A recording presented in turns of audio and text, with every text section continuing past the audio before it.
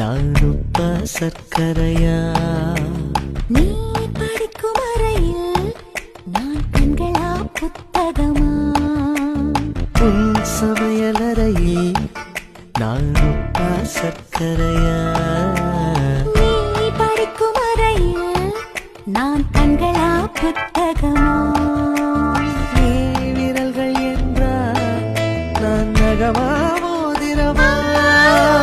நீதழ்கள் என்றால் நான் முத்தமா புன்னகையா?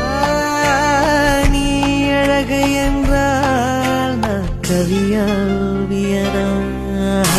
உன் சமையலறையில் நான் உப்பா சர்க்கரையா?